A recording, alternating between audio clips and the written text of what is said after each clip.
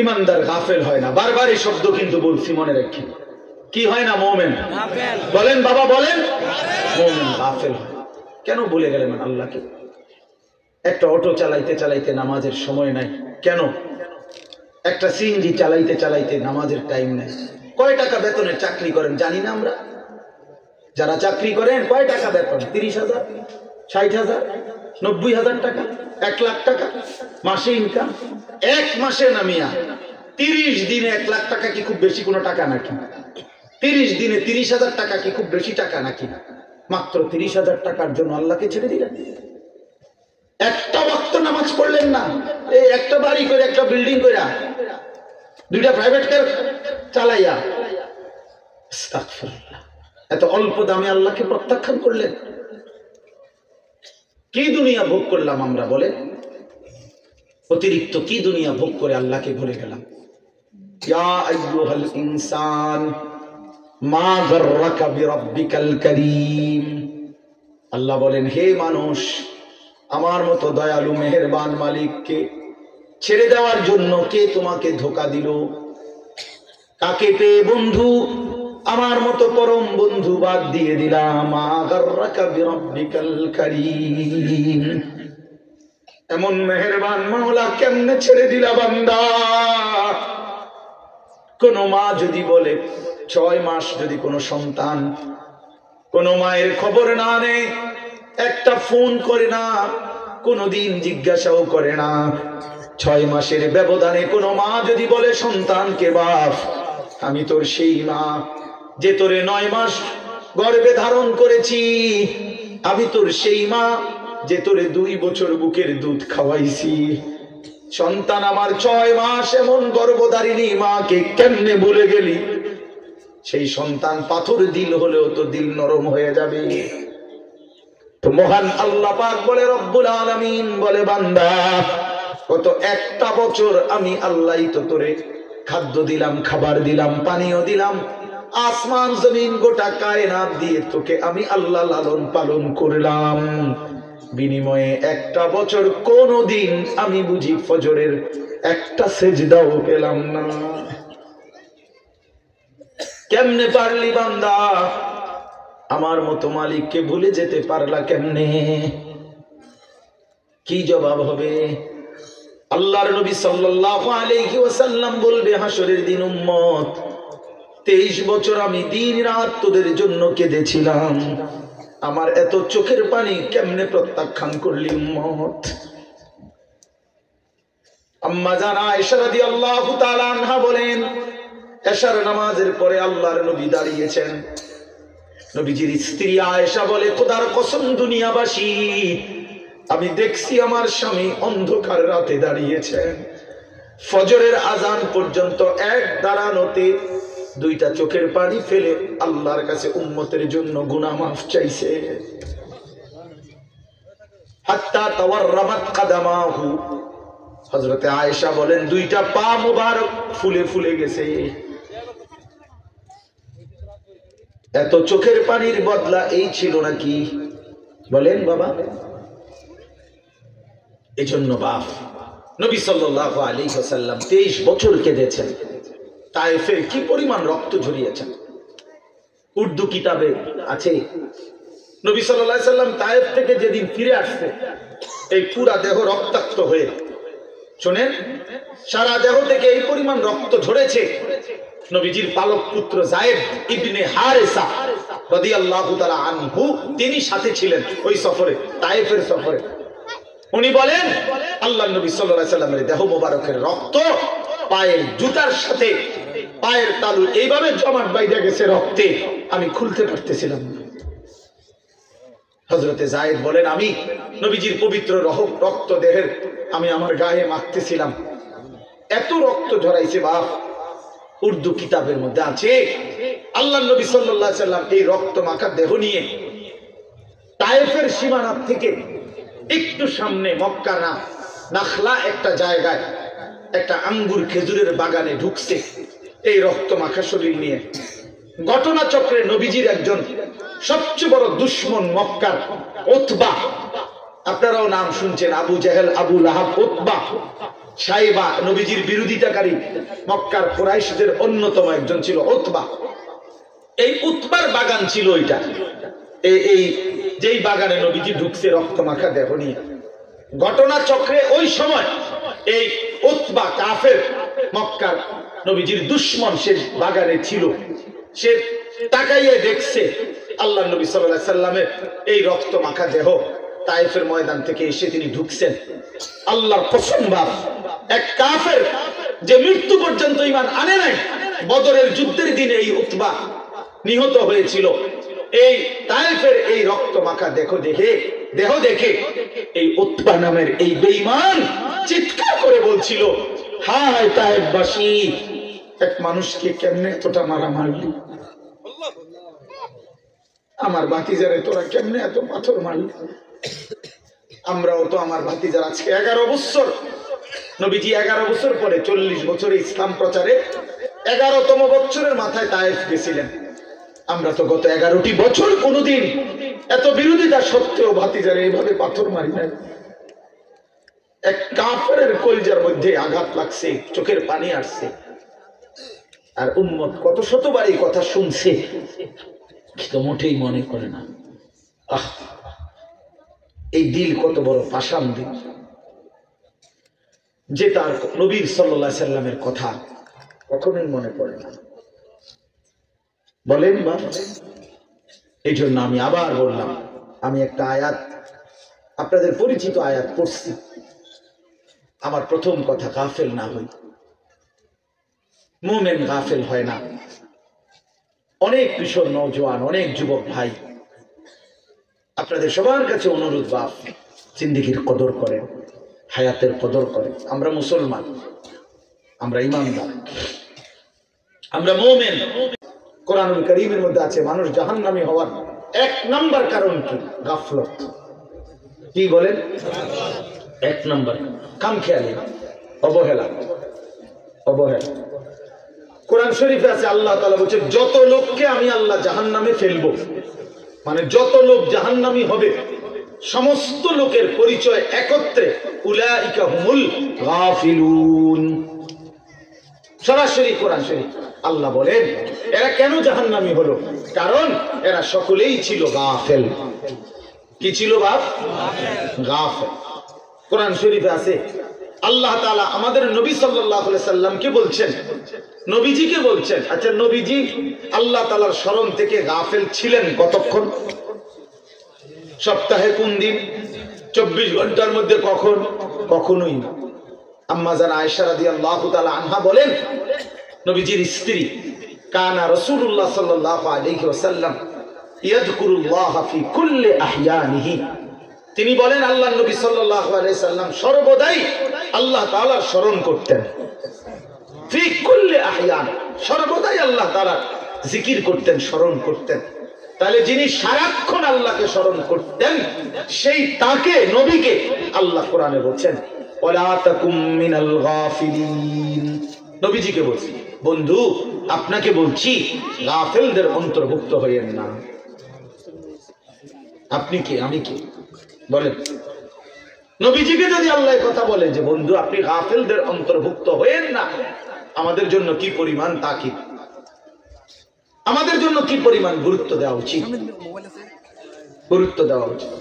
আমাদের একজন বড় বুজুর্গ ছিলেন, বাংলাদেশে একসময় আসতেন পাকিস্তান থেকে। অনেক বড় এক বুজুর্গ আলেম, ওয়াইস, আওলাদে রাসূল সৈয়দ আব্দুল মজিদ নদীম সাহেব রাহমাতুল্লাহি আলাইহি। ছোটবেলায় আমরা কুমিল্লা কান্দিরপাড় টাউন হল মাঠে অথবা ঈদগাহ মাঠে উনি বয়ান করতেন। আন্তর্জাতিক ইসলামী মহাসম্মেলন হইতো আগে সারা বাংলাদেশে, বিভিন্ন জেলায়। উনি 1 মাস 1.5 মাস সফর করতেন বাংলাদেশে। আমরা যখন ছাত্র ছিলাম তখন ওনার বয়ান শুনতাম, এত সুন্দর বয়ান করতেন। আল্লাহর কোরআন যখন পড়তেন মনে হইতো যেন আসমান থেকে নাজিল হইতেছে। আমার প্রিয় ভাই, আমাদের স্নেহের হাফেজ তানভীর তেলাওয়াত করলেন, আপনাদের কাছে ভালো লাগছে না? আমি নিজেও তার তেলাওয়াতের ভক্ত। আমার মাদ্রাসায় সে অনেকবার গেছে, অনেকবার। চোখে দেখে না যে পৃথিবীর আলো, সে তার মালিকের আলো কি পরিমাণ দেখলো। হায় বদনসিব ওই মানুষগুলো যাদের চোখ ছিল 60 বছর, কিন্তু তারা কোরআনুল কারীমের একটা লাইন শুদ্ধ করে পড়তে পারে নাই, পারে না। তার চাইতে বড় বদনসিব, মন্দ কপাল, দুর্ভাগা কেউ হতে। আফসোস ওদের জন্য। তো বলতেছিলাম, এই উনি পাকিস্তানের এই হযরত এখন ইন্তেকাল করছেন, আরো অনেক দিন হয়েছে। ওনার ছেলে এখন বড় ওয়াইজ। এই কিছুদিন আগেও বাংলাদেশে উনি হযরত মাওলানা ফয়সাল নদীম উনি বয়ান করে গেছেন বাংলাদেশের, প্রায় 15-20 দিন ছিলেন, এই কয়েকদিন আগে গেলেন। তো উনি সবসময় তসবিহ পড়তেন, হাতে তসবিহ রাখে পড়তেন। তো উনি একদিন বয়ানের মধ্যে বলছেন, ইউরোপে কোন এক দেশে উনি বয়ানে গেছেন। তো ওইখানকার এক মুসলিম যুবক ওনাকে জিজ্ঞাসা করছে যে হযরত, আপনি যে হাতে তসবিহ ব্যবহার করেন এটা কি? তখন উনি বলছেন যে এটা মুদাক্কিরা, এটা আমাকে স্মরণ করিয়ে দেয়। তো কি স্মরণ করিয়ে দেয়?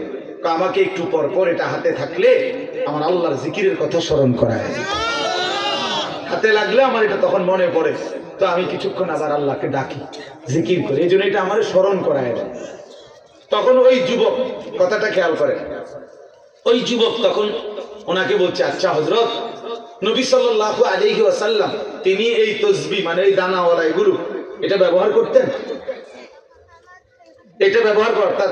উনি বলেন যে সে আমার কাছে এটাই জানতে চাচ্ছিল যে নবীজি এটা ব্যবহার করছেন কি, আপনি যে ব্যবহার করেন।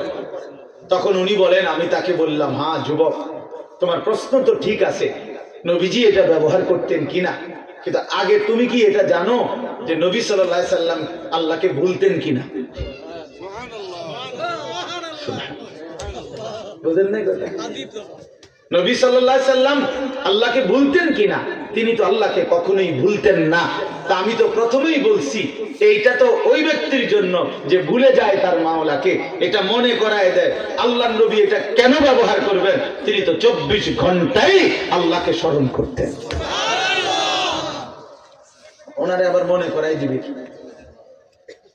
ও দরকার কি? তো এই জন্য বললাম, বাবা ওয়ালা তাকুম মিনাল গাফিলিন, গাফিল না হওয়া, গাফিল মুমিন গাফিল হয় না, মুসলমান গাফিল হয় না।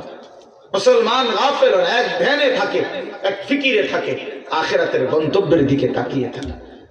আল্লাহর নবী সাল্লাল্লাহু আলাইহি ওয়াসাল্লাম হাদিসের মধ্যে আছে, সাহাবায়ে কেরাম নবীজির চেহারার স্বাভাবিক অবস্থার বর্ণনা দিতেন, যে নবীজির চেহারা মোবারকের দিকে তাকাইলে স্বাভাবিকভাবে কি মনে হইতো, কি মনে হইতো।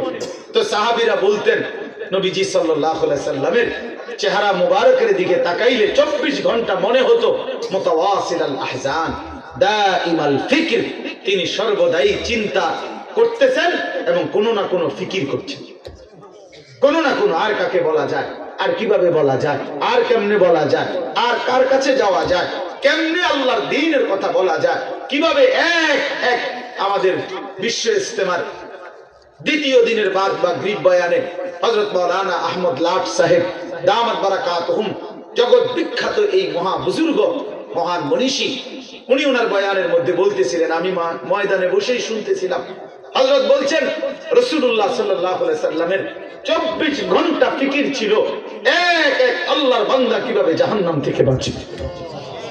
সাহাবায়ে কেরামের মৃত্যু পর্যন্ত ফিকির ছিল যে আল্লাহ পাকের এক এক বান্দা কেমনে জাহান্নাম থেকে বাঁচে, জাহান্নাম থেকে বাঁচে, জাহান্নাম থেকে বাঁচে। তো নবী সাল্লাল্লাহু আলাইহি সাল্লামের চেহারা মোবারকের দিকে তাকাইলে এটা মনে হতো যে তিনি ফিকির করতেছেন, ফিকির করতেছেন, দুয়ারে দুয়ারে হাঁটতেন, দাঁড়ে দাঁড়ে, কখনো বাজারে, কখনো হাটে, কখনো মাঠে, কখনো একজনের কাছে, কখনো 10 জনের কাছে, কখনো রাতে, কখনো দিনে, কখনো উপরে, কখনো নিচে, कभी आरश पर, कभी फरश पर, कभी उनके दर, कभी दर बदर, हमें आशिकी तेरा शुक्रिया, मैं कहां कहां से गुजर गया। ওই থেকে কই ছুটতেন, দুয়ার থেকে দুয়ারে ছুটতেন। আল্লাহর নবী সাল্লাল্লাহু আলাইহি সাল্লাম এক ফিকিরে থাকতেন যে এক এক আল্লাহর বান্দা জাহান্নাম থেকে বাঁচবে। হাদিসের মধ্যে আছে, আল্লাহর নবী সাল্লাল্লাহু আলাইহি সাল্লাম বলতেন, উম্মত আমার, আমি তোমাদের জন্য আমার পেরেশানিটা কেমন, ওয়া আনা আখিযুন বিহুজাজিকুম। নবীজি উদাহরণ দিয়ে বুঝাইছেন কোন মানুষকে যদি কেউ হাত দিয়ে ধরে তাহলে সে মনে করেন ছুটে গেল, কাঁধে হাত দিয়ে ফিরাইতে চাইছে, সে কাঁধের থেকে হাত নামায় দিল। কিন্তু কেউ যদি কাউকে সর্বোচ্চ মহব্বত করে তারে ফিরাইবার জন্য, বাঁচাইবার জন্য কোমরে জড়াইয়া ধরে, কোমর মানে কোমরের মধ্যে যদি আঞ্জা দিয়ে শক্ত করে ধরে, এই লোকটা ছুটবে কেমনে? কথা বোঝেন নাই? এই লোকটা ছুটবে কেমনে? আল্লাহ নবী বলেন, আল্লাহ কসম, আমি চাই তোমার এক এক উম্মতকে কোমরে জড়ায়া ধরে ধরে জাহান্নামের আগুন থেকে বাঁচাই। কোমরে জড়ায়, কোমরে জড়ায় ধরে। এই জন্য দোস্ত, মুমিন গাফেল হয় না, মুমিন গাফেল হয় না। যার সামনে আখিরাত সে গাফেল হবে কেন? যার সামনে কবর সে গাফেল হবে কেন? যার সামনে হাসরের ময়দান সে গাফেল হবে কেন? আল্লাহ তাআলা কোরআনুল কারীমে বলছেন, ফাকাইফা তাত্তাকুনা ইন কাফারতুম ইয়াওমান ইয়াজআলুল বিলদানা শিবা। আল্লাহ বলেন, বান্দা, এই আমার বান্দা, দিন রাত তুমি যে নাফরমানি করছো, তুমি যে আমার নাফরমানি করছো বান্দা, আরে বান্দা তুমি বাঁচবা কেমনে সেই হাসরের দিন, যেই দিনের একদিনের পেরেশানি, দুঃখ, যন্ত্রণা, আযাব, কষ্টে ইয়াজআলুল বিলদানা শিবা, কোলের বাচ্চা বুড়া হয়ে যাবে, বুড়া হয়ে যাবে। একদিন। সূরা মুজাম্মিলের আয়াত। আমার জীবনে আমি কোরআনের সবচেয়ে বেশি ভয় পাই এই আয়াতে। আমার মাদ্রাসায় প্রত্যেক দিন জোহরের পরে এই সূরা পড়ে, এটা একটা আমল আমাদের। এই আয়াতটা পড়লেই আমার শরীরটা কাঁপ দিয়ে ওঠে। ফাকাইফা তাত্তাকুনা ইন কাফারতুম ইয়াওমান ইয়াজআলুল বিলদানা শিবা। আল্লাহ বলেন, নাফরমানি করছো কেমনে বান্দা? 365 দিন, এক বছর কোনদিন ফজরের নামাজ পড়লা না, কেমনে পারলা বান্দা?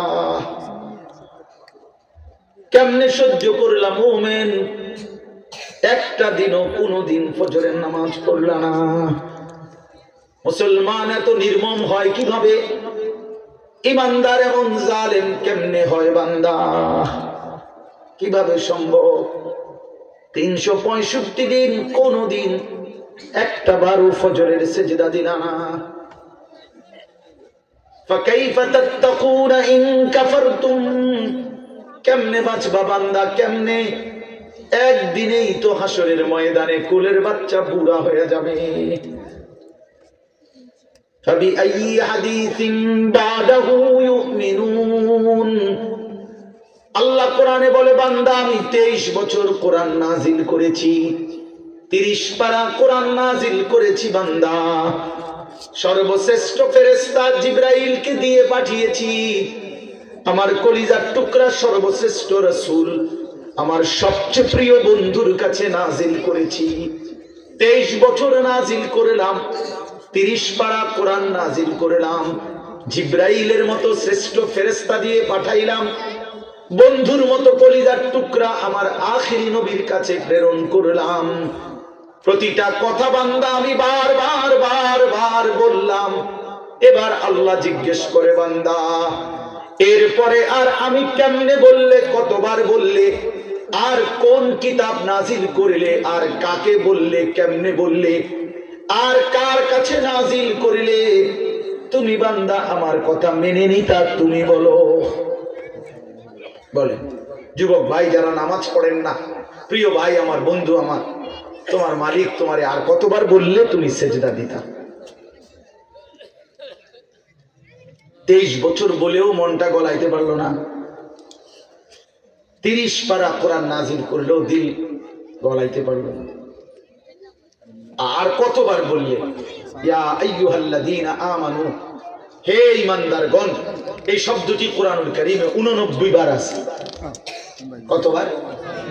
আর কতবার বললে আপনি শুনতেন? 80 বারের চাইতে বেশি কোরআনুল কারীমে নামাজের কথা আছে। আকিমুস সালাহ, আকিমুস সালাহ, আকিমুস সালাহ বারবার বলছেন আল্লাহ। আর কতবার বললে নামাজ পড়তেন? ইত্তাকুল্লাহ, ইত্তাকুল্লাহ, ইত্তাকুল্লাহ বারবার বলছেন। আল্লাহ জানতে চায়, বান্দা আর কতবার বললে তুমি গুনাহ ছেড়ে দিতা? বলেন এই জন্য দোস্ত ইনসাফ করেন, ইনসাফ করেন।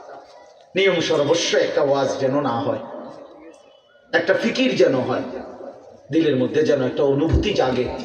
আবারও বলছি, মুসলমান গাফেল হয় না, মুমিন কি হয় না? গাফেল। মুমিন গাফেল হয় না, মুমিন গাফেল হয় না। গাফলত জাহান্নামীদের পরিচয়, গাফেল জাহান্নামীদের পরিচয়।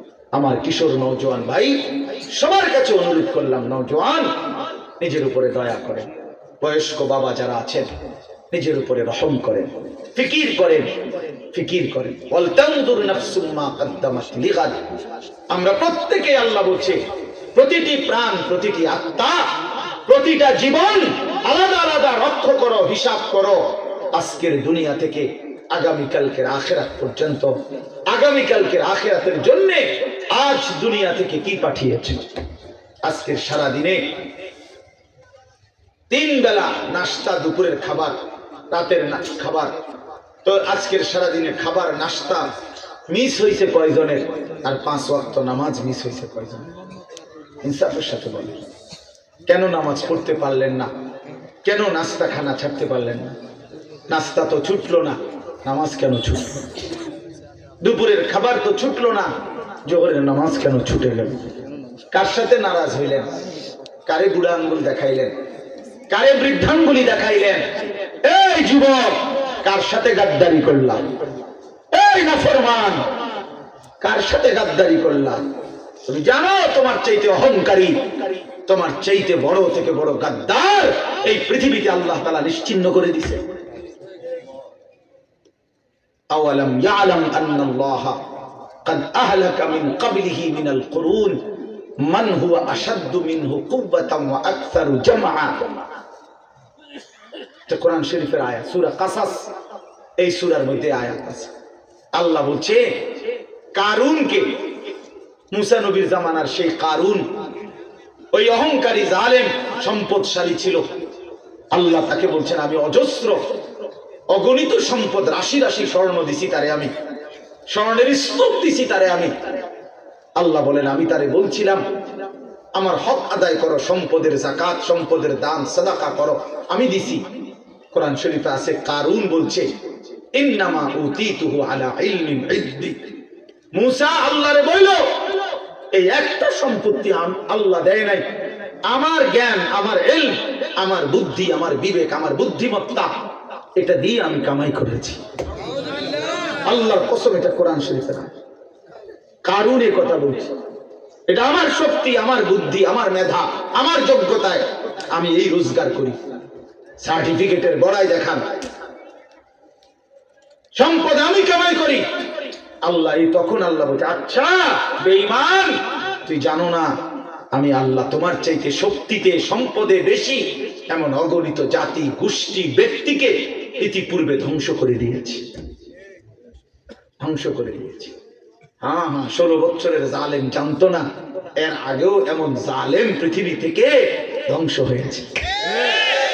54 বছরের সিরিয়ার বাশার আল আসাদ নামের ওই জালেম জানতো না যে এর আগেও বহু জালেম পৃথিবী থেকে নিশ্চিহ্ন হয়ে গেছে।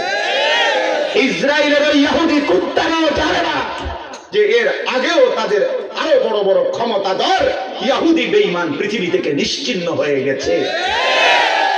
জানে না, মনে নাই, ভুলে গেছে, ভুলে গেছে, ভুলে গেছে। যেদিন 45 মিনিটের সময়ের ব্যবধানে পলাইবে, সেদিন মনে পড়বে, হ পলান লাগে তো, সেদিনই মনে পড়বে, সেদিনই মনে পড়বে।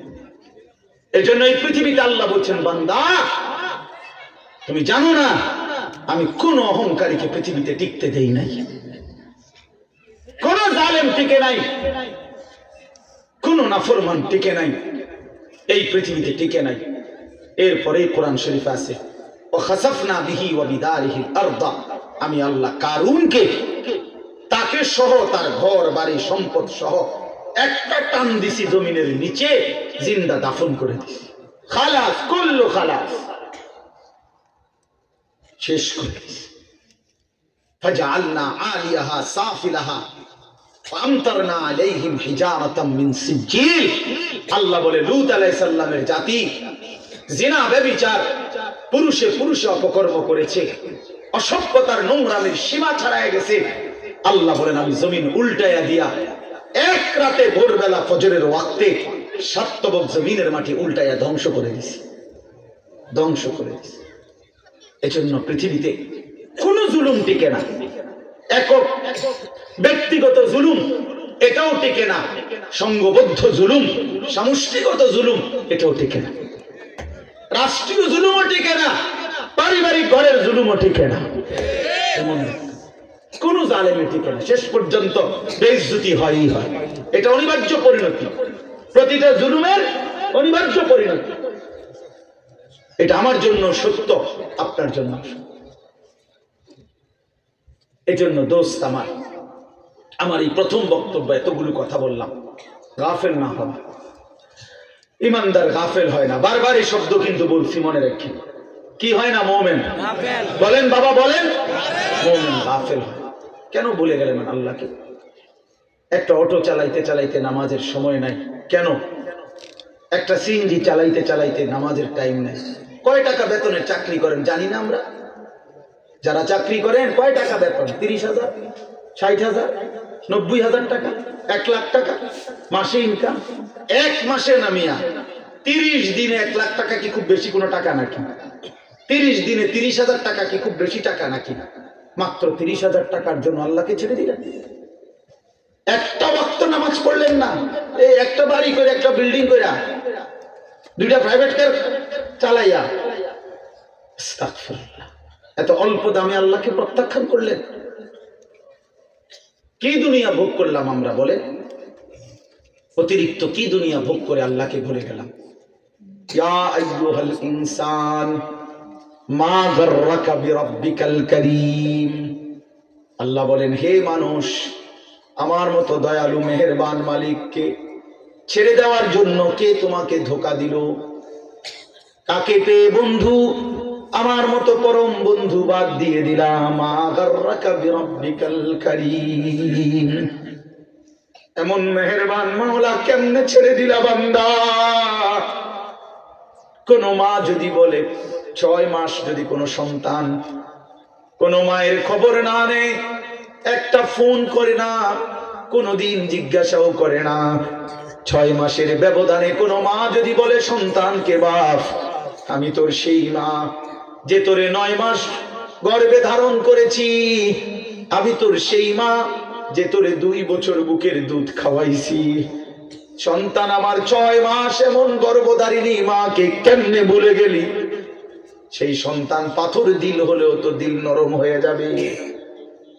তো মহান আল্লাহ পাক বলে, রব্বুল আলামিন বলে, বান্দা কত একটা বছর আমি আল্লাহই তো তোরে খাদ্য দিলাম, খাবার দিলাম, পানীয় দিলাম, আসমান জমিন গোটা কায়নাত দিয়ে তোকে আমি আল্লাহ লালন পালন করলাম। বিনিময়ে একটা বছর কোনদিন আমি বুঝি ফজরের একটা সেজদাও পেলাম না। কেমনে পারলি বান্দা? আমার মতো মালিককে ভুলে যেতে পারলা কেমনে? কি জবাব হবে?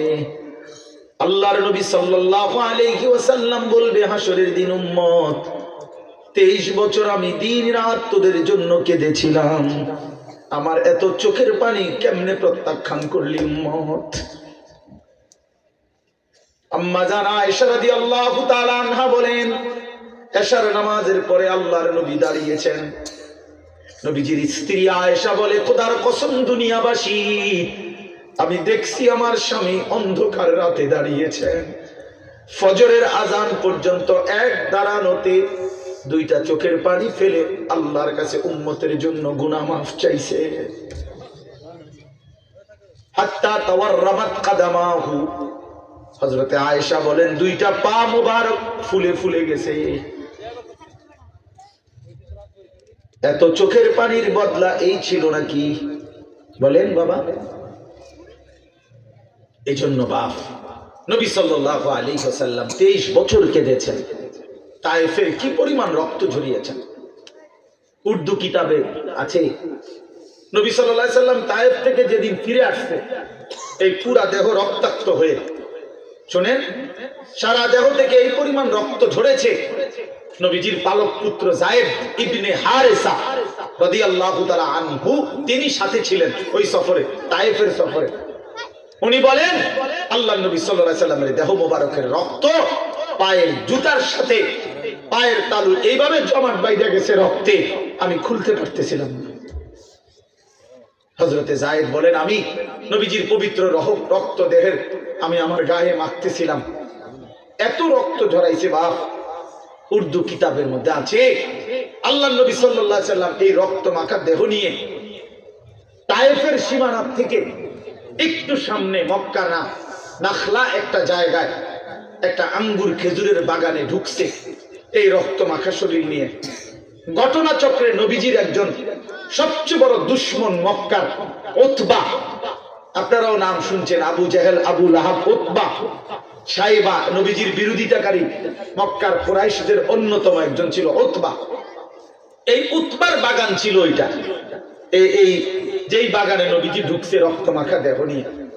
ঘটনাচক্রে ওই সময় এই উতবা কাফের মক্কার নবীজির দুশমন সে বাগানে ছিল। সে তাকাইয়ে দেখছে আল্লাহ নবী সাল্লাল্লাহু আলাইহি সাল্লামের এই রক্ত মাখা দেহ তায়েফের ময়দান থেকে এসে তিনি ঢুকছেন। আল্লাহর কসম বাপ, এক কাফের যে মৃত্যু পর্যন্ত ঈমান আনে নাই, বদরের যুদ্ধের দিনে এই উতবা নিহত হয়েছিল। এই তায়েফের এই রক্ত মাখা দেহ দেখে এই উতবা নামের এই বেঈমান চিৎকার করে বলছিল, হায় তায়েফবাসী, এক মানুষকে কেমনে এতটা মারা মারলি, আমার ভাতিজারে তোরা কেমনে এত পাথর মারলি। আমরাও তো আমার ভাতিজার আজকে 11 বছর, নবীজি 11 বছর পরে 40 বছরে ইসলাম প্রচারে 11তম বছরের মাথায় তায়েফ গেছিলেন। আমরা তো গত 11টি বছর কোনোদিন এত বিরোধিতা সত্ত্বেও ভাতিজারে এইভাবে পাথর মারি নাই। এক কাফেরের কলিজার মধ্যে আঘাত লাগছে, চোখের পানি আসছে, আর উম্মত কত শতবার এই কথা শুনছে কিন্তু মোটেই মনে করে না। আহ, এই দিল কত বড় পাষাণ দিল যে তার নবীর সাল্লাল্লাহু আলাইহি সাল্লামের কথা কখনোই মনে পড়ে না। বলেন বা, এই জন্য আমি আবার বললাম, আমি একটা আয়াত আপনাদের পরিচিত আয়াত পড়ছি। আমার প্রথম কথা, গাফেল না হই। মুমিন গাফেল হয় না। অনেক কিশোর নওজোয়ান, অনেক যুবক ভাই, আপনাদের সবার কাছে অনুরোধ বাপ, জিন্দেগির কদর করেন, হায়াতের কদর করেন। আমরা মুসলমান, আমরা ঈমানদার, আমরা মুমিন।